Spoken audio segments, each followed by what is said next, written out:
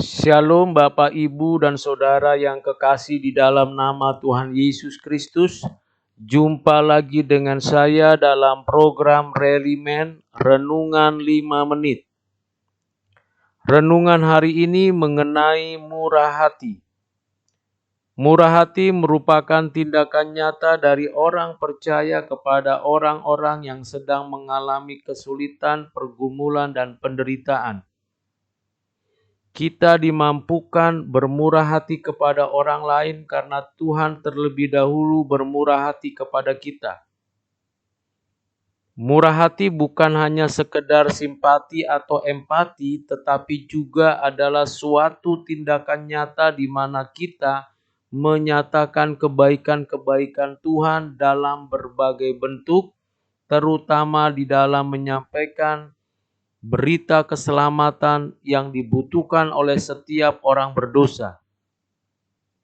Hanya karena anugerah dan kehendak Allah lah kita sesungguhnya menerima kemurahan hatinya. Karena tidak semua orang akan mengalami kemurahan hati Tuhan. Semua orang sudah sepatutnya dan selayaknya mendapatkan murka dan hukuman dari Allah karena kita orang berdosa yang berdosa kepada Allah dan kepada sesama. Kita punya karakter, tindakan, perkataan sering melukai hati Tuhan dan melukai hati sesama. Dan kalau kita mendapatkan pengampunan, belas kasihan, dan juga hidup yang dibaharui oleh Tuhan itu semata-mata oleh karena kemurahan hati Tuhan. Kristus Tuhan kita sudah mati menebus dosa kita di atas kayu salib, menggantikan kita dan menjadikan kita orang benar karena kebenarannya diimputasikan kepada kita dan Allah memberikan kita status yang baru yaitu menjadi anak-anaknya. Dan di dalam kebangkitannya kita beroleh hidup yang baru dan karena itulah kita dimampukan bermurah hati kepada sesama kita.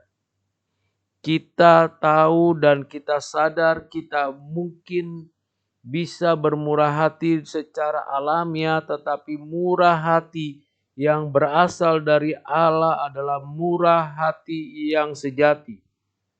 Berbahagialah orang yang murah hatinya karena mereka akan beroleh kemurahan. Demikian Tuhan menyatakan firman-Nya kepada kita untuk kita selalu bermurah hati. Murah hati berarti kita tidak diskriminasi dalam memberikan apa yang terbaik yang Tuhan berikan kepada kita untuk orang lain yang sedang mengalami kesulitan, pergumulan, kesusahan dalam hidupnya. Kita membagikannya dengan sukacita dan kita melakukannya bagi kemuliaan Tuhan, bukan untuk kepentingan kita atau berdasarkan kemauan kita sendiri. Kita menolong orang lain dengan penuh sukacita. Kita mendoakan orang lain dengan penuh kegembiraan. Dan air mata yang mungkin dialami orang lain akan diubah oleh Tuhan menjadi sorak-sorai. Karena mereka menikmati hidup yang baru dan bersemangat di dalam menjalani kehidupan di muka bumi ini.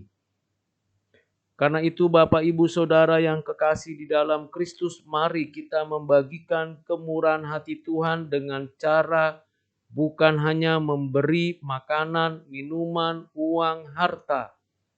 Itu perlu, itu berguna bagi mereka, tapi yang lebih penting dan yang lebih utama ialah berita keselamatan yang datangnya hanya dari Tuhan untuk kita bagikan, kita saksikan kepada mereka bahwa Kristus sudah mati menebus dosanya dan Kristus sudah bangkit memberikan hidup yang baru.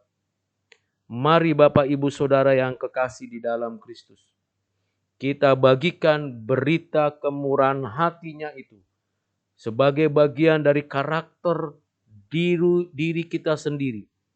Karakter yang ilahi, karakter yang saleh. Kiranya Tuhan Yesus menolong kita dan memberkati kita sekarang sampai selamanya. Amin.